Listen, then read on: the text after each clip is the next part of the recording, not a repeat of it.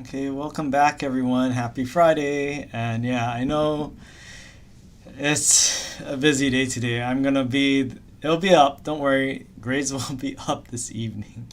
So I'm just shooting for the end of today. I have to cancel office hours because I have a committee meeting right after and an appointment after that. So enjoy your weekend after this lecture. So we're going to finish up the nervous system and nervous tissue. There's already a Top Hat assignment up about a nervous tissue on Top Hat. So there is an assignment, and again, one thing is like for Top Hat, you're allowed to submit things as many times as possible. So like until the due date, which is the end of the semester for this unit, you're allowed to keep on submitting, and the only way you can get full credit is if all your answers are correct. And this is why you're allowed to submit a Top Hat answer multiple times on those assignments. So keep on submitting it, and if you see correct on every single question, you will get full credit for the assignment. If you still have some that are incorrect, then you won't get full credit. The good thing is that feedback is enabled, so it tells you if there's an X, that means it's incorrect. If it's a check mark, that means it's correct. So this is why, again, it's not just about completing it, but you should know why an answer is correct and be able to get all the correct answers on your homework. And again, you can submit multiple times. It's not just one and done. Okay. All right, and we are using Top Hat briefly today. I'll let you know where it is, but you might want to get booted up if you wanted to do a little review today. All right. And oh yes, slides, yes, I just uploaded right now, so they should be available on Alima. Okay, so we talked about neurons. We talked about actually like the different types of nervous tissue cells. So we have neurons, that's the bread and butter, but we also have the glia that, again, glia are not just glue, they perform very important supportive roles for our neurons. So the neurons are the ones that communicate, but the glia, they have other functions that help nervous tissue function. Now let's talk more about our neurons. Yeah, so final exam is just like the ones so the final exam is again determined by that final exam schedule on the UH schedule website. So again, it's not one I chose. I didn't say like I want to have it on the last day at this time. No, this is something determined by our class time. So again, it is on a Friday, but it's not at 1:20. It's at 2:15. And again, the exam window is 2:15 to 4:15, but still going to be 60 questions. It's still going to be 50 minutes. So again, this is like, and pretty much it's focused mostly on the nervous system. I mean, there are some throwbacks, especially when we talk about the motor or just like descending pathways and motor neurons. Yes, you'll have to go back to skeletal muscle a bit with that as well. Okay, but again, exam 3 is like pretty much one of my favorite parts, is because we get to talk about neuroscience, we get to talk about the brain, we get to talk about the nervous system. Now, if there's any part of your book that probably will change the most, is probably the nervous system. I mean, we're always discovering new things. I mean, it's always been there, but we're always finding new things. And this is where I kind of get sometimes psychology adjacent. Now, the thing is, like with these, like if I think was it like for pack back and whatnot, what do I consider like to psychology and what do I consider to anatomy or relevant to our class? Like what to psychology would be like, what is happiness? But if you're able to say like what chemicals or what processes in our brain affect happiness, I think that's legit. And this is what we can actually show, like association between mood and our neurotransmitters. But we'll get to that real soon. So how does neurons communicate? Do they just like text each other? Do they poke each other? Do they do something else? I mean, how do they communicate? We know how we communicate. We talk to each other, we text, we send emails. But how do neurons do that? And this is why we covered those action potentials, because the action potentials that we covered in the neurons, these are the signals that they relay to each other. Now, how do you transfer the information and the impulses we see with the action potential from one cell to another? That's what we're going to cover today. Again, we have our presynaptic cell, and the synapses are these junctions between, or the areas where a presynaptic cell, that's a neuron, is associating with a target cell. So postsynaptic cell, in this, most of the examples today, we're going to be talking about neuron to neuron communication. But again, like our motor units, you can have a motor neuron telling a skeletal muscle fiber or fibers what to do. So again, these action potentials travel along the axon. Now we have our presynaptic cell, and here we are at one of the axon terminals. Again, axons are going to carry those action potentials along what we call the axolemma, the membrane of the axon, and then the neuron, and we're going to have these action potentials reaching something called the synaptic cleft. Now this is just talking about the space between a presynaptic cell and a postsynaptic cell. It is not a solid structure. Is it air like it's looking, or just a big gap? Well, you also have that extracellular fluid. So it's not just like a big pocket or vacuum. It does have fluid, it does have solutes, but it's not a solid structure. But it is this important space that we have between a presynaptic cell and a postsynaptic cell. All right, so what we have here is the axon terminal I just outlined over there. And here's those action potentials. And again, these action potentials, as we broke down in the previous lecture, these are ions moving in and out of the cell in a organized and repetitive fashion. And these channels, they triggered the opening of these channels and the movement of ions, and this travels along the axon's length. And once it reaches there, what happens? Well, the thing is that you can have all these synapses forming. So synapses are basically these connections between a presynaptic cell and a postsynaptic cell. So you can have all these axons or the telodendria and these axon terminals reaching from one axon to multiple neurons. So here we have one neuron, and here we have a target neuron, and it can extend and build new telodendria and form new synapses with new neurons. And what happens is that you can have these action potentials travel along this axon and then reaching these axon terminals, and then something happens at these axon terminals and across the synaptic cleft that carries the signal and tells the postsynaptic cell what to do. Now, you can have multiple neurons telling one neuron what to do. So here we have multiple presynaptic cells sending telodendria and having axon terminals that synapse with a target neuron over here. So this is one postsynaptic cell being told by multiple presynaptic cells.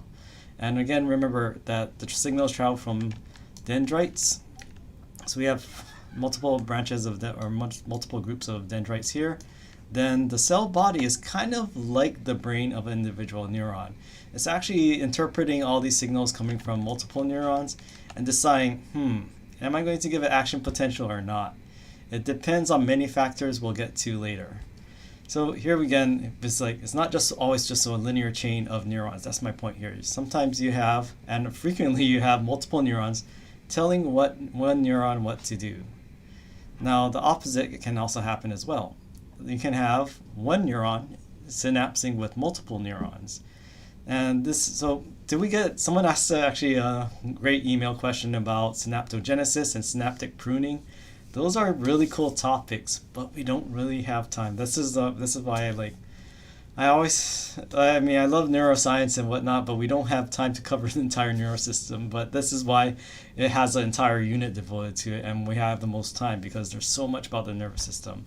That aside, so what we had is many telling one, but in this case we have one telling many what to do. So multiple inputs can have one output, and we can have one input having multiple outputs. So here's one neuron sending action potentials. This action potentials travel along the telodendria, reach multiple axon terminals, and now it's telling multiple postsynaptic cells what to do.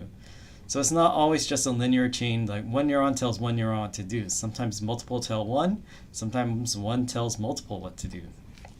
And this is what we have here. So neural circuits, unless they updated recently, I don't think OpenStax has something like this. But what we just covered, this one telling multiple neurons, was divergence. And convergence is when you have multiple neurons telling one what to do. So again, even though we see this like presynaptic, postsynaptic, that's like serial processing, but yeah, it's also like really cool because this is where it starts to intersect with information science and computer science and electronics. So things like serial processing, parallel processing, you probably heard of that, and reverberation. So but this is what's happening, a kind of feedback loop. You not only have a linear sequence, but this neuron is actually looping back. and telling another neuron, it might increase the amplitude of a signal. It might be a negative feedback that helps to dampen down the signal. So the thing is that neural circuits can be arranged in multiple ways. Okay, so the cool thing about these neurons is that generally we call it plasticity. So you can create these new synapses and new bridges between neurons, but you can also get rid of them as well. So here we have all these neurons forming new synapses with like adjacent and nearby neurons. And so we're forming this sort of neural network over here. And here we have one neuron sending action potential and signals, and these action potentials are traveling along this network over here. So here's one way this neuron over here can communicate through multiple neurons to reach this neuron over there. But the thing is that there's multiple ways to activate this neuron. You can go through these many different pathways due to this extensive network. So this is why forming these synapses is very important. You have many ways of telling one neuron what to do, and this is how your neurons are linked. They're not. I'm showing you a very simplified version over here, but what I'm getting at is that these complex networks, this is how we're able to carry signals across your brain. And let's see, so which has better information for nervous tissue, OpenStax or Martini? Okay, it's like, I think they're both legit. Do I have a preference? Because I think Martini sometimes has a lot of information, but it's pretty thorough. OpenStax, I think, is also more recent, because that's one thing with Martini, is that sometimes the information isn't always updated. But OpenStax, sometimes it goes really hard on something, and then it's like glosses over something else. So I don't know which I like better. I think, again, priority on the lectures and homework and quizzes, but use OpenStax and Martini to build in and fill in the gaps and draw connections between what the major topics we cover in our class. Okay, so many neurons, so actually 100 billion neurons, and then you have an order of magnitudes or several order of magnitudes more synapses. So yeah, what we have here, like 1,000 to 10,000 potential synapses per, like on average per neuron. So yeah, neurons can have thousands of synapses. I was showing you a very cartoony, simplistic diagram. So this is how important synapses are toward your nervous system and function as well.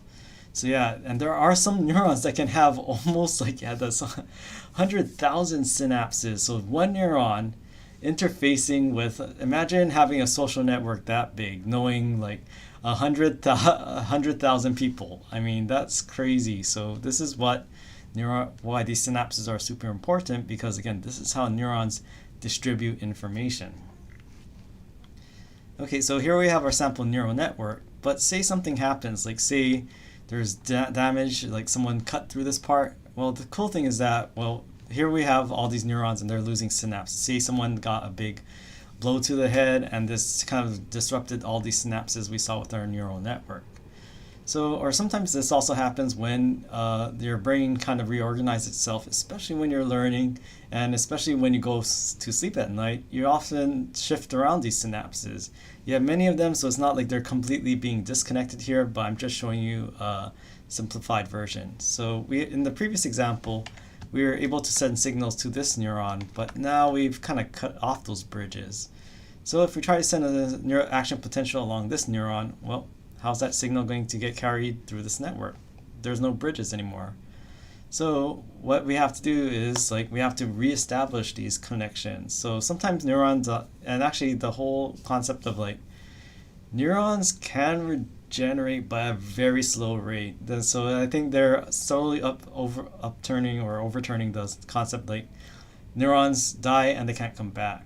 But I guess they can come back, but very little. That's what we're finding more. But this is like, but how do you recover nervous tissue and nervous system function? Well, it involves something called synaptic plasticity and also synaptogenesis as well. So synapse formation is associated with learning. And why? Because you're building connections between more neurons.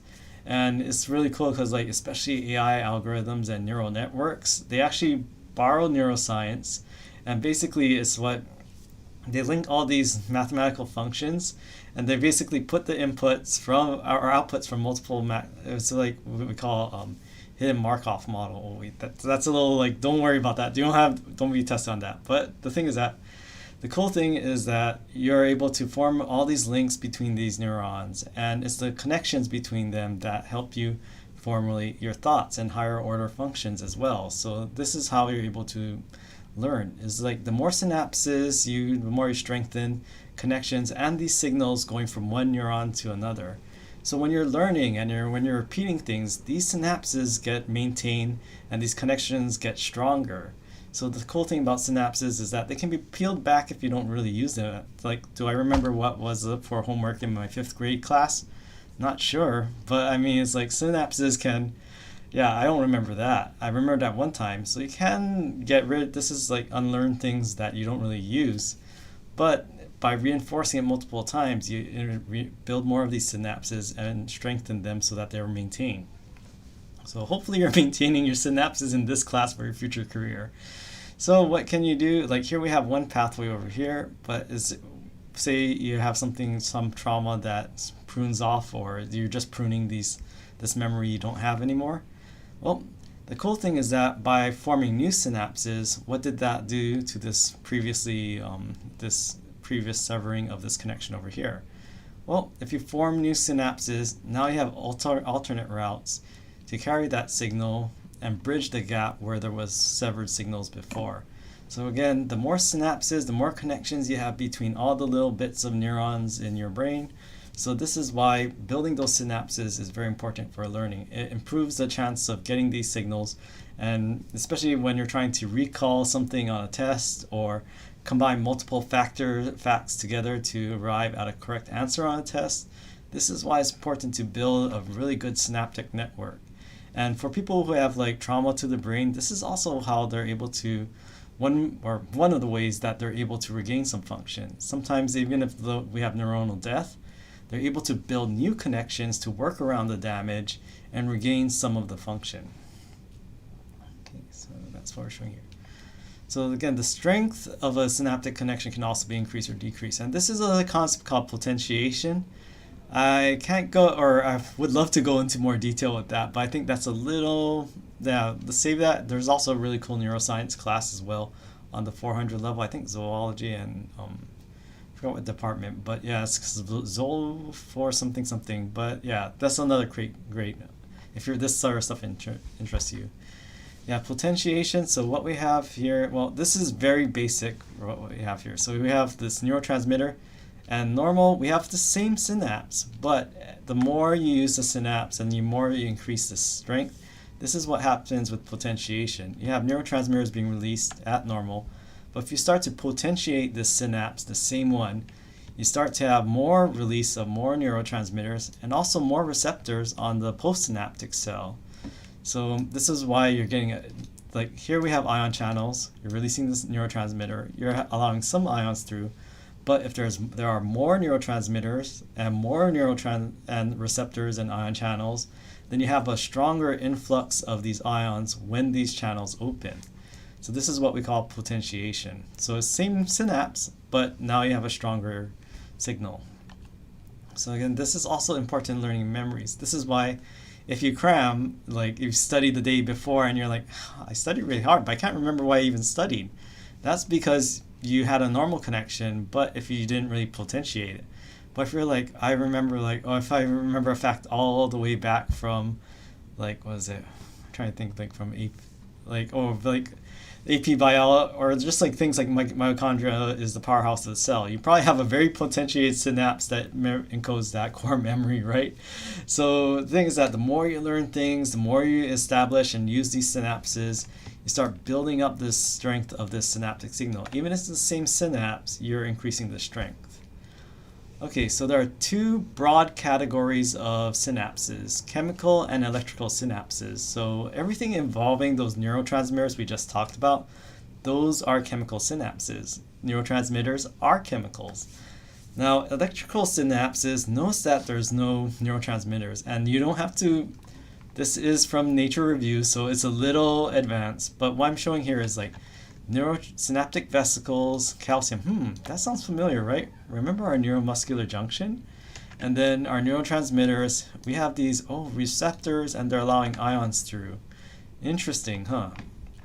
Electrical synapses, what you notice is that we have gap junctions. And if you forgot what gap junctions are, go all the way back to, I think, chapter 3 or 4, where we talk about cell-cell adhesion molecules and also these molecules that form connections between cells. So gap junctions, they form bridges of the cytoplasm of one cell to another.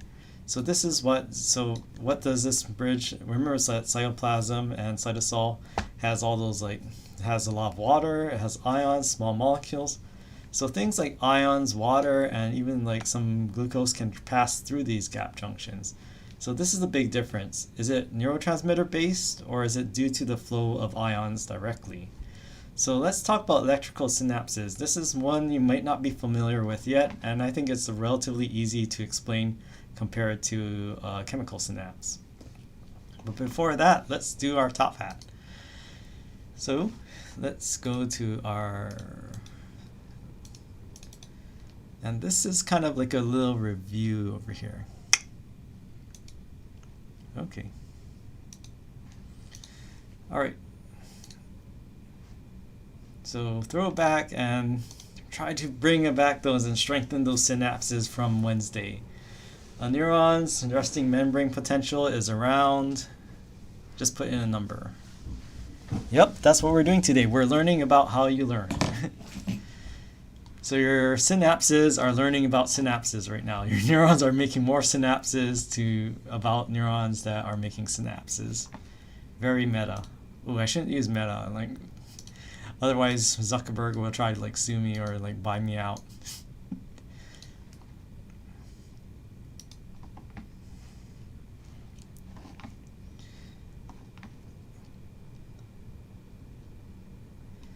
Okay, let's see what people said, and we get a big range of, let's see, so we can update this. Yeah, we have a huge range of things, but the most common, so this is a bunch of ranges, and which is the correct millivolts? So it's around 70, and 70 is the answer we're going with for our class.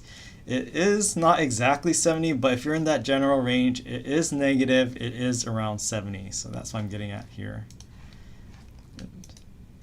And how about this? You're starting off with the cell at rest, and then, so what about the sodium? Is it there are more sodium in the outside of the cell, or more sodium on the inside of the cell? Again, this is still a resting neuron or cell. Zuck is a robot. Yeah, yeah, it's just, have you ever seen that picture of him smiling? Oh, geez, that gives me chills.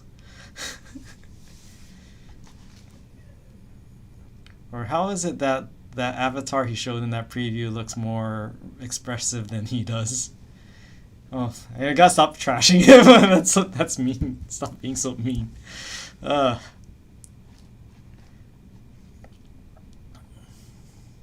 yeah, I was like, Okay, so remember, I love that mnemonic. So there's more sodium on the outside of the cell. If you hate the banana in the ocean, but a lot of people do. More sodium chloride on the outside, more potassium on the inside in the cell at rest. Yeah, and it's like, okay, so now that you know that there's some more sodium on the outside and less sodium on the inside of a cell at rest, if you open these sodium ion channels, which way will the sodium go?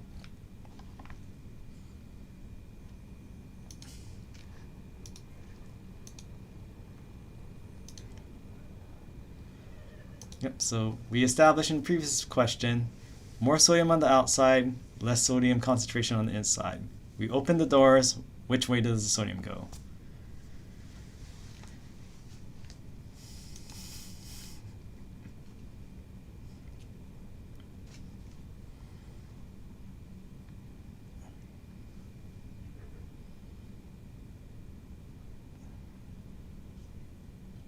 We can patent the metaverse. I know, it's like Black Mirror coming year, or seems like we are living Black Mirror right now.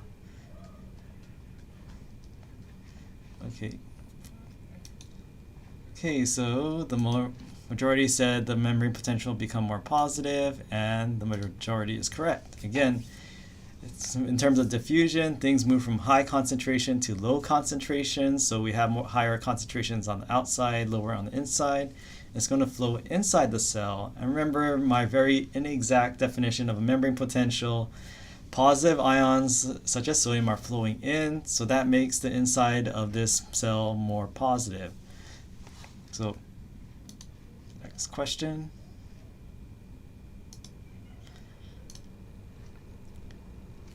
So if now we have sodium ions trickling in or rushing in. If you have a neuron membrane potential, if your neuron's membrane potential becomes more positive, is it more or is it less likely to do an action potential? Why does it say no correct answer? There is a correct answer, but I guess I'll just have to explain it.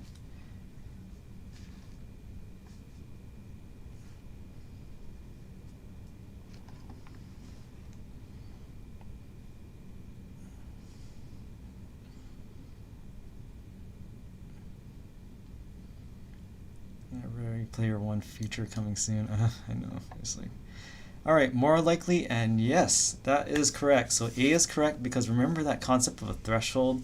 And again, depending on your textbook, it's -50, -60. That's the range. Basically, the threshold for action potential is slightly more positive than the resting membrane potential. So if you start adding these positive ions, it's going to push it toward that threshold and action potential. So again, this is going to be more likely because you're pushing that, making it easier and pushing the membrane potential closer to an action potential. Yeah, not really a trick question on this one. Okay, so is this it? Oh, okay, I'm done with action. Okay, done with top hat. Let's go back to our presentation. And why am I bringing all this back? And there's a whole reason for that. So the thing is that with these electrical synapses, so now we're not talking about neurotransmitters yet. This is an electrical synapse, and electrical synapses have these gap junctions that link presynaptic cells with postsynaptic cells. So these gap junctions, remember what is, and this is why I covered that sodium. That sodium, at a cell at rest, when these channels are closed, you have more sodium on the outside. That's why when these channels open, sodium flows in and starts to set off this chain reaction of action potentials. Again, voltage gated sodium channels opening. This starts off at action potential right here. Now, what happens if you carry these action potentials all the way to an axon terminal? Well, in electrical synapses, you have those gap junctions, and gap junctions connect the cytoplasm of cells that share these gap junctions. So what happens when you have the sodium flowing in? Well, it's going to trigger all the sodium to flow inside the cell through these ion channels opening and closing. What do we have here? A buildup of sodium inside the cell. So the thing about the sodium, it just doesn't stay there. I mean, say the sodium-potassium pumps haven't kicked in yet, and this happens way before they even have a chance to restore the balance. This rush of sodium inside the cell is going to be passed from one cell, the presynaptic cell, to the postsynaptic cell. So these gap junctions allow the ions to flow through. Now, with the postsynaptic cell, what does that do for that cell and its threshold? Well, you have positive ions coming in, and this is going to push the membrane potential toward the positive side. So with this postsynaptic cell, pretend this is the membrane potential inside this postsynaptic cell. By sodium coming in, that allows it to reach this threshold. And now this postsynaptic cell starts to set off its own action potentials along its membrane. So this is how the electrical synapses work. It's due to the flow of ions. And if you have all these positive ions flowing into one cell, that can be passed on to other cells that are connected via these gap junctions. So these are electrical synapses. So they're a direct link of the cytoplasm of these two cells that share it. So the thing is that these are faster than chemical synapses because they have fewer steps. It's just due to the movement of ions. And the interesting thing is that, okay, so basically the action potentials and all the ions moving into, and especially the positive ions flowing into the cell, that can be passed to other connected neurons that share these gap junctions. So, and actually this is not just in neurons, but also we find a lot of these electrical synapses when we talk about the heart next semester. Now let's talk about the chemical synapses. So chemical synapses, and you might be familiar with them already. So what we have is action potentials traveling along an axon, reaching an axon terminal, and these are going to open calcium channels. And calcium channels, again, more calcium. If you don't remember, what else is in the ocean? You find a lot of seashells that have a lot of calcium. So extracellular fluid has more calcium a higher concentration of calcium than a neuron at rest. So when you open up calcium channels, this allows calcium to flow in. And what does calcium do? Well, it's going to trigger the release of synaptic vesicles that contain neurotransmitters. And then the synaptic vesicles, once they fuse with the membrane, the presynaptic membrane that's at the synaptic cleft, that's going to allow the contents of these vesicles to spill out into the synaptic cleft. These neurotransmitters are going to bind to these channels/receptors, and these neurotransmitters are going to these channels. Once they open, they're going to allow ions to flow through. So a common one is a sodium channel. There's also calcium channels, but let's keep it simple here. Does this sound familiar? Does this sound familiar at all to anybody? So again, sodium flowing in, what happens to membrane potential in the postsynaptic cell? This pushes it closer to threshold, and as it's closer to threshold, and once it crosses the threshold, you have an action potential. Now, does this sound familiar to anybody? So again, this is in neurotransmitters, and the calcium flux or influx allows the fusion of the synaptic vesicles that release neurotransmitters into the synaptic cleft. Synaptic cleft, once it binds to these receptors and opens channels, this allows sodium ions and calcium ions at some synapses to flow in. But they're both positive. They're both going to push a postsynaptic cell toward its threshold. Now, it is slower than an electrical synapse because why? Well, there were a lot more steps in that, right? It wasn't just sodium comes in and then flows across the gap junction. You have these action potentials, opening channels, moving these vesicles to the synaptic cleft. The neurotransmitter gets released. The neurotransmitter has to bind a receptor. The ion channels have to open. And yes, someone put it in the chat. This is exactly what is happening at the neuromuscular junction. So you already know one neurotransmitter. This is exactly, does this sound familiar? Sodium flowing in, triggering action potentials, opening calcium channels, calcium influx into an axon terminal, triggers the release of neurotransmitters such as acetylcholine into a synaptic cleft, and then acetylcholine binds to a receptor / channel that opens, allowing sodium to flow in, and this triggers action potentials along this. And again, this is talking about a skeletal muscle fiber. So this isn't a neuron, but it's just showing you that this is an example of a synapse and why these neurotransmission from a neuron to a target cell. And yeah, all this other lovely stuff that happens. And the calcium goes off to bind to troponin, and troponin moves tropomyosin, now actin and myosin combine. You already know this stuff. Okay, so what we have here is that the synaptic vesicle. So here this is the Martini version, and what we have acetylcholine opening these sodium channels, and now we have these action potentials. Now we have all this sodium, so this is like simple neurotransmission right here, and so we're releasing all this acetylcholine, and now we have these channels open. But what happens if you just leave acetylcholine in the synapse? And hopefully we have a little time for this.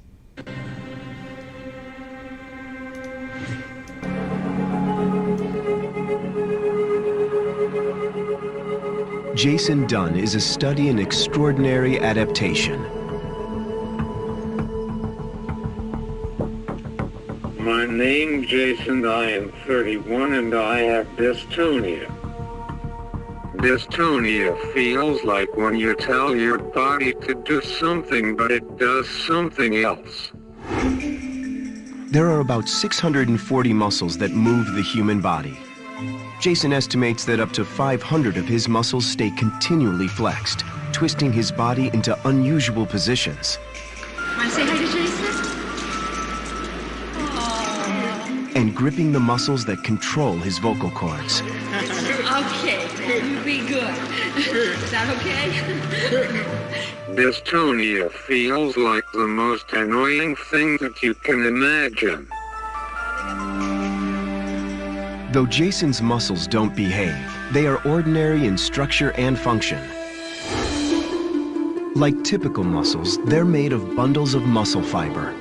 Each fiber gets command signals from the brain through wire-like nerve cells. When a command arrives to take a step, each targeted nerve cell releases chemicals onto muscle fibers, causing them to contract. And when bundles of fibers contract at the same time, the whole muscle contracts, producing the miracle of body movement. The more signals sent from the brain, the more the muscle contracts, and the bigger the movement. But for reasons science doesn't understand, Jason's brain is constantly sending faulty commands to his muscles. As a result, they contract outside his control. Yeah, so we already know that substance, and we already know those neurons. Like that last neuron that secretes that substance, hey, that substance we call acetylcholine, that's going to trigger the contraction of these muscle cells, right? And we already talked about the neuromuscular junction. Thing in Jason's case is that his neuromuscular junctions are consistently flooded with acetylcholine. So you not only need to trigger these sort of like this neurotransmission to cause muscular contraction, you also need a way to turn it off. So how do you turn a neurotransmitter off? Well, this is one way you can turn off a neurotransmitter. So that's why Jason is Jason is contorted that way, because his body is just bombarding his skeletal muscle fibers with acetylcholine, but he can't turn off these signals so that he can control his muscular contractions.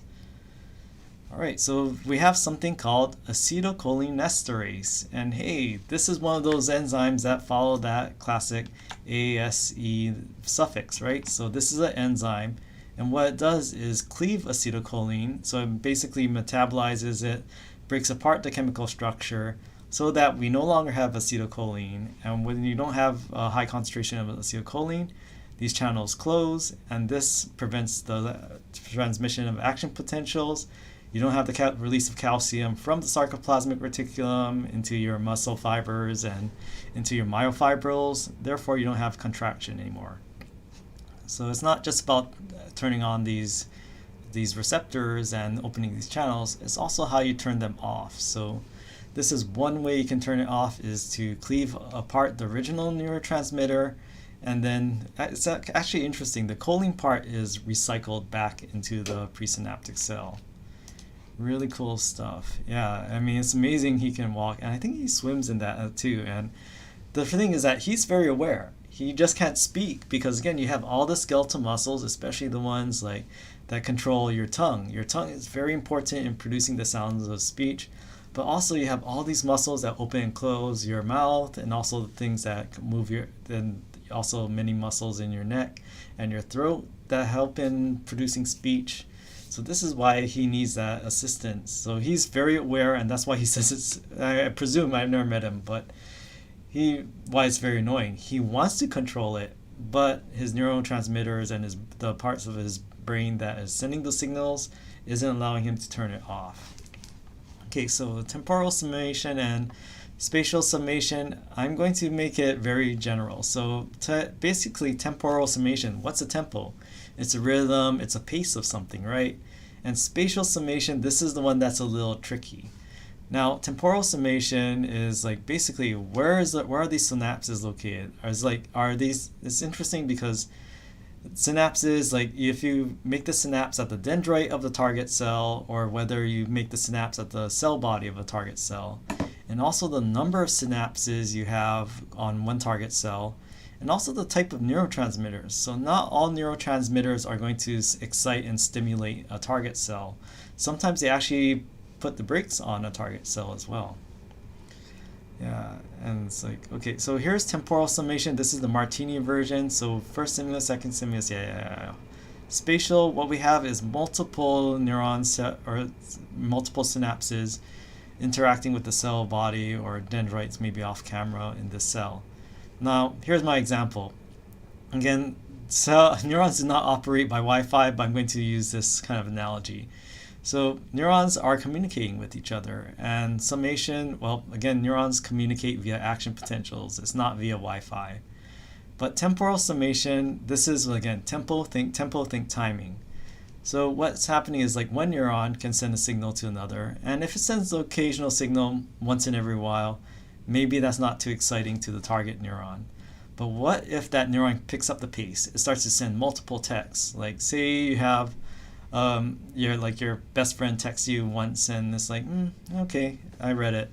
But what if they send you a flurry of text? Like all of a sudden your phone keeps pinging on and on like for like 5 times within 30 seconds. You're like, oh, this might be something serious. Maybe I better act on that. So temporal summation deals with the frequency of these action potentials. Is it just occasional, or is the pace increased? So that's what we have summation. That temporal summation is basically saying like, okay, the more frequent these action potentials and signals from one cell to another, the stronger the stimulus. And spatial summation, so what's happening is we have this kind of convergence. So we have multiple neurons forming, I wish I had more time I should have drawn more dendrites, but they're going to send multiple signals to one target neuron. But the interesting thing about spatial summation is not just about convergence. Sometimes a neuron gets multiple signals, and some are stimulatory and some are inhibitory. So it's kind of like if you say you want to go out to a very safe dinner, and then some people are saying, I want to go, or some people say, don't go, it's going to be lame, or something like that. So you might get multiple inputs and multiple factors like, these are the reasons to go, these are the reasons not to go. So spatial summation deals with not only the number of signals you're getting, but also the type of signals you're getting as well. So temporal, basically the frequency. Spatial summation means you have multiple inputs of varying different stimulatory or inhibitory. So making you want to do something, or neurons want to do something, or less likely to do something, called an action potential. Now, this is where I get psych adjacent. So you may have heard this term, chemical imbalances. And what do they mean? They know it's okay, something psychiatric, but what's a chemical imbalance? So you see this all the time in psychology and psychiatry. So basically, it's like anxiety here, we have chemical imbalance and depression. And like, do you need drugs for your chemical imbalance? And what chemicals are they talking about? So the chemicals they're talking about are neurotransmitters. So neurotransmitters are chemicals. They're not just like random things, like we're not talking about things like hydrochloric acid or something like that. It's like they are chemicals. So this is what, when they're using that layman's term chemical imbalance, is something alteration or some maybe too little or too much of certain neurotransmitters. So there are many neurotransmitters. We already know one pretty well now. We know our acetylcholine. And there's other ones like serotonin, dopamine, norepinephrine, or noradrenaline is more used in like Commonwealth countries like the UK. I think Canada uses it too. But also things like glutamate and GABA, which is an abbreviation for gamma aminobutyric acid. There are many, many more neurotransmitters. We don't have the time to cover all in this class. I wish we had time, but that's why I really like those neuroscience is so cool. And again, there are more neurotransmitters, like even ATP, and here we have histamine, dopamine, and peptide neurotransmitters, including things like we have our endorphins. These are also neurotransmitters. There's actually a lot of peptide neurotransmitters. I wish we had time, but it's just showing you that there are many different types of neurotransmitters, and don't worry about the chemical structure for these right now. Just know that they are chemicals, and these are found in brains. So when they say chemical imbalance, that means that you either have too little or too much of these neurotransmitters in your brain and certain synapses, and this is affecting your daily life. Now, neurotransmitters affect action potentials, as we show. So then this is why I really make a big deal about these ion channels and these memory potentials, because this is how these neurotransmitters affect our daily life and function. So there are also two, but in general, not all of them can be easily separated into excitatory and inhibitory. But what do we mean when we say a neurotransmitter is excitatory or a neurotransmitter is inhibitory? So what we mean, so examples are glutamate and GABA. These are classic excitatory and inhibitory neurotransmitters respectively. Glutamate, that is an amino acid, so it is the same as the amino acid, the glutamate in a monosodium glutamate. This is the primary excitatory neurotransmitter in your body. It's not the only one, but at most synapses in your body that involve glutamate, it's going to excite the target cell. So it's going to make it more likely to do an action potential. Now GABA, on the other hand, is the flip-flop. It's the yin to the yang. It's the primary inhibitory neurotransmitter. So it's going to make it less likely. So example, and this is very important in especially anti-anxiety medications such as Xanax, I think, showing here. So basically, like anxiety, sometimes being overstimulated can increase the risk of anxiety. So that's why people sometimes are prescribed things like Xanax or things that affect the GABA receptors to help calm nerves down. So then when they say calm nerves down, this is exactly what it's doing. It's affecting the neurotransmission. So what do excitatory neurotransmitters such as glutamate do? Well, what they're going to do is make postsynaptic cells more likely to fire action potentials. What does that mean? So remember, this is our resting membrane potential. Let's add glutamate to that equation. So glutamate is going to open channels that allow the influx of positive ions, such as sodium. So add glutamate to the glutamate receptors, and this is going to open sodium ion channels. So when you open sodium ion channels, it makes it that much closer toward the threshold. And so it makes it basically so to go from full resting to here, there's a jump. But if you add glutamate to that, the jump is there's less of a hump that you have to get over to the threshold than without glutamate. And then what happens when you cross threshold? Action potential. So excitatory neurotransmitter. What makes a neurotransmitter excitatory? If it pushes membrane potential closer to the threshold, it's excitatory. Now, inhibitory neurotransmitters, such as GABA, what is that going to do? That is going to push things further away. So now, compared to before you added GABA, now you're further from that threshold. It's going to be harder to stimulate the cell if you add GABA to it. So now the hop over the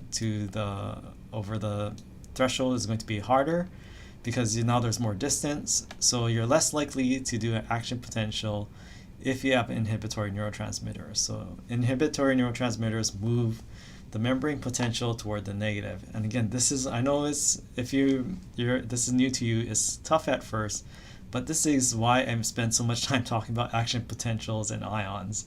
This is how these work. So a class of drugs such as benzodiazepine, what they do is affect the GABA and bind to the same receptors that GABA binds to. And these are chloride channels. And what happens is that this negative chloride ions, when these channels open, they allow chloride in. And what's that going to do to the membrane potential? Add more negative ions to the inside of the cell, membrane potential goes down. So now it's even harder to stimulate the cell because it's further from its threshold. And I might go a little over time over here. So again, if you have something after, don't worry, but I just love talking about neurotransmitters so much. All right, so seizures. So seizures are uncontrolled signals, and here's what. So this is basically overabundance, and now these neurons are firing, but at such a frequency and amplitude that you can't control even your skeletal muscular contractions. So here we have what we call an EEG, so electroencephalogram, and this is showing brain waves. So it's basically showing the amplitude of the changes of the membrane potential, actually the sum of all this, like all these ion channels and neurons firing at once. But what happens during a seizure? Now the amplitude of these ion movements and all this depolarization is happening at a much more frequent and much larger scale. So if you're having all these signals and sudden frenzy and flurry of these action potentials, well, if this goes to a motor neuron, what's going to happen? You're not going to be able to control your skeletal muscles. And what about your thoughts? Well, remember, your thoughts are neurotransmitters and action potentials traveling on your neurons. Well, if you have a whole bunch of them at once, can you really control your thoughts? Not really in this case. So this is often caused by imbalances in either maybe too much excitation or not enough inhibition. So this is just like Jason done earlier. You want a way to modulate and keep from having too much activity, like a seizure. But again, you want a way to kind of like regulate things and keep things on at a manageable level. All right, so I will go over time again, so don't worry. I will have this up later. So serotonin, and why is this super important? And some of you might have really heard about this. So what we have is like serotonin is usually inhibitory, not always, but this is where you might have heard serotonin. It's very important in stabilizing mood and also appetite and basically hunger and your sleep. So this is often why the serotonin, drugs that affect serotonin, are prescribed for people who experience major depressive disorders. Now, this is one type of antidepressant. So here we have Prozac. So fluoxetine is the generic name, Prozac is the trade name. And this is what we call an SSRI. And this is used for many psychiatric disorders, and not only depression, but depression is a major use of this antidepressant. Side effects: anorexia or increased appetite and insomnia. Let's see. Serotonin affects mood, appetite, and sleep. What is happening in anorexia or increased appetite? That's affecting the appetite, right? And insomnia, a lack of sleep. So this is why these are major side effects. With serotonin affecting all mood, appetite, and sleep, if you can maybe stabilize the mood, but this can also cause changes in the other two factors as well. So what are SSRIs? It's an acronym. So it stands for Selective Serotonin Reuptake Inhibitor. So this is also another way you can turn off. We'll get to it real soon. So here we have serotonin, and serotonin we have a chemical synapse. We have the release of neurotransmitters into a synapse, and here I have the neurotransmitter serotonin binding to receptors, stimulating the postsynaptic neuron. Now, in this case, we don't have an enzyme turning off serotonin. Another way that your neurons can turn off a neurotransmitter is to actually reabsorb it and bring it back into the original presynaptic cell. So this is what we call serotonin reuptake. It's basically taking the serotonin released in the synaptic cleft and recycling it and repackaging it into vesicles, so that it can, if we need to release serotonin again, it can be released into the synaptic cleft. So it's basically a recycling mechanism. Now, Prozac, what does that do? It's a SSRI. It's going to inhibit the reuptake of serotonin. So basically, Prozac puts a little plug in here. It's going to block this recycling. It's going to stop it up. So what happens is now you can release serotonin into the synapse, but that serotonin stays there because you block the way of reabsorbing it and recycling it back into the original presynaptic cell. So this is how it works. And what do we know with the SSRI versus the pre-SSRI? We have serotonin, but by inhibiting the recycling, now we have increased levels of serotonin in the synapse. So you're basically amplifying and boosting the serotonin signal at the synapse. Now, what happens with that is that it affects mood, appetite, and sleep, but most common side effects are things like loss of appetite, or maybe things like fatigue, drowsiness, anxiety. So it's going to affect mood, appetite, and sleep. So again, diarrhea, upset stomach, that's also affecting your appetite. Insomnia or drowsiness, like you might be sleepier. You might have disturbed sleep cycles. So this is why there's so many side effects to this, because serotonin affects all these three. And this is also, I don't take it, but I often like people who are with serotonin or prescribe these antidepressants, they say they need their medications adjusted. So based on the severity of the depression and also factors like the person's height, weight, and and age as well, they might adjust the dose. Like, you're not going to give someone who has a relatively mild case of depression who weighs 90 pounds a full dose you would give to someone who weighs 200 pounds and it has like what out of a scale of 10, like 10 on the major depressive scale. So this is why whenever they say they're adjusting the meds, these don't work immediately. It takes time for these drugs to absorb in the body and distribute to the body, and especially to the brain where you need it. And then it takes time for it to diffuse, get to those receptors. So the thing is that, would you rather take a pill or have someone inject something, do something very invasive and put this chemical directly in your brain? So this is why when people have these medications adjusted, it often takes time for them to find the right dose, because can you just stick a needle in your brain and then say, okay, you have this level of serotonin at this synapse? That would be hella invasive. I wouldn't want needles stuck in my brain and cannulated.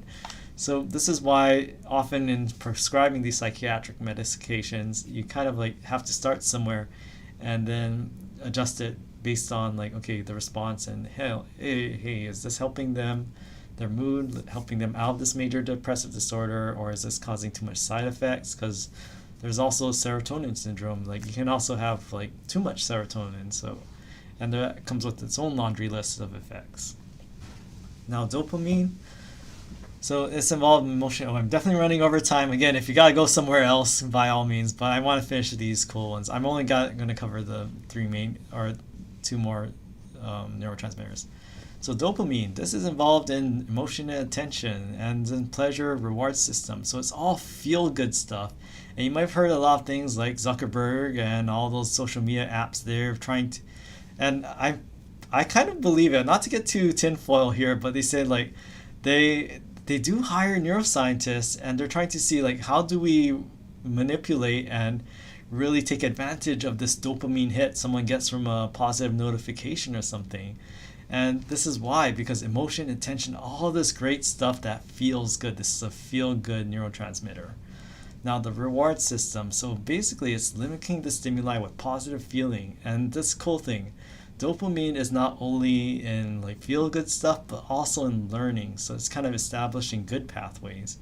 So it encourages behavior. But the thing is that dark side of dopamine, you might have heard the term dopamine addiction. So it's like you love this positive feeling, but you keep seeking it out. So addiction is a big part. Actually, I think they're trying to go away. They don't say like drug addiction anymore. They say substance use disorder, I think in the DSM-5. So addiction is a phenomenon, but dopamine plays a role in that. It's like you love these these feel-good feelings, so you keep seeking out this reward. Yeah. So impulsive behavior as well. So they find that people who have impulsive behavior, they often have some in the regions of the brain that are linked to dopamine. They might have alter activity as well. So there's something called, like, there's the gambling gene, quote unquote, and there are actually multiple candidates for gambling gene, but most of them involve the receptors for dopamine. And the thing is, this gambling gene, when they find like maybe multiple copies of this receptors, or not to get too much into genetics, like certain types of these dopamine receptors or variations, it might be linked to impulsive behavior, risky behavior, substance use disorders, dependencies, and this is, or in this case, gambling. Gambling has this like risk, but when they get this payout, they have a really great feeling. So yeah, people who have this gambling gene, this is why these behaviors are often kind of linked, and especially if there's a genetic component to it. This is why people have this so the certain types of dopamine receptors might be predisposed to gambling or is there a gambling use disorder? Maybe there would be, or a substance use disorder. Actually, it should change the substance use disorder. And things that dopamine, now, is it necessarily dark for that? Well, there is Parkinson's disease. So then the death of, so dopamine is also not only important in mood, but also the regulation of muscle tone as well. So symptoms include tremor, hypokinesia, rigidity, dementia, and what they do is treat it with, so these two, it might be these two, so Muhammad Ali's I think definitely long past. But yeah, that's why when they say the greatest of all time, or the greatest, he's like famous boxer. And then your parents might know more, might be more of the generation to know Michael J. Fox. And it's kind of amazing his story. He does actually funds a lot of Parkinson's disease, and it's interesting reading his autobiography and his stories. Like near the end of his, I mean, he's retired from acting, but his later work, he would sometimes keep his hand in his pocket because he was suffering the tremors. Or I think I remember like during the 1996 Olympics, Muhammad Ali lit the Atlanta Olympic torch, and he was tremoring because he had Parkinson's. So that's why I thought it was super brave that he was doing that. Not only a symbol of American sports and just boxing, but he also showed that he had Parkinson's as well on the public stage.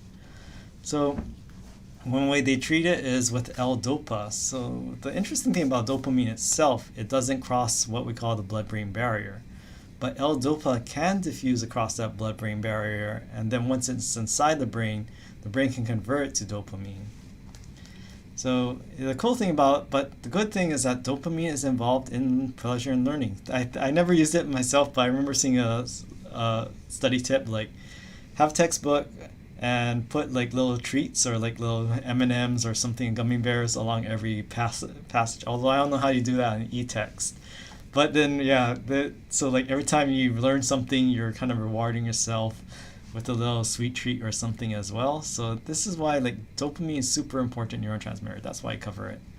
Now, norepinephrine, you'll get a lot of this when we talk about the endocrine system and internal medicine next semester. But increased heart rate increases alertness and fight or flight. So again, the sympathetic nervous system, which we will get to very soon in the semester. So basically, norepinephrine and epinephrine, and these are go time. These are like, let's get ready. Let's increase our sympathetic activity. Let's get ready to increase our activity. So interesting thing is that here we have a natural product, cocaine. Now, I'm not advocating the use of it, but it's a natural product from the coca leaf. So what it does is like blocks reuptake of multiple neurotransmitters. So remember, like serotonin and Prozac has that reuptake channel, and then dopamine also has reuptake channels, and so does norepinephrine. So the interesting thing is by cocaine blocking all three, what do you have? Serotonin, boost in mood; dopamine, boost in pleasure; norepinephrine, increase your sympathetic activity, increase your fight or flight system, right? So this is why people who, and I mean, the original use, how did they think like, oh, cocaine is stimulatory? Well, in the Andes Mountains, with the altitude, this is what especially the people who live in the Andes Mountains, they chew this coca leaf to stimulate themselves and help with all of this stuff. So this is where we find the stimulatory properties of cocaine. It's due to multiple neurotransmitters and the increase of these neurotransmitters in the synapses. Okay, super overtime. Sorry about that, but I love I want to like push and end this chapter on that. Again, whatever neurotransmitters I didn't cover, not that they're not important, it's just that we don't have time. But again, those six, acetylcholine, GABA, glutamate, serotonin, norepinephrine, and dopamine, you should definitely know those. And so that's basically today's lecture. All about neurotransmission, all about that, and trying to put everything with action potentials together. Animal experiments usually use food for learning. So that's the cool thing is like food for learning. You're getting both like the pleasure from the food, and you're also getting dopamine. So you're kind of increasing that dopamine. But also like reward systems. That's why like basically notifications are like a little Skinner box. Like back to psychology, you push something and get a pellet. Like push like and get a pellet. Instead of pellets, you get likes or hearts. Okay, all right. So again, I unfortunately have to cancel office hours today because I gotta head to something. That's why I keep watching the clock. But see y'all next week, Monday, and I'll definitely after everything's done sit down with my spreadsheets and try to update things. All right, thanks to our moderators, and thanks for hanging in there, those of you who are still attending right now. Okay, see you next week, Monday.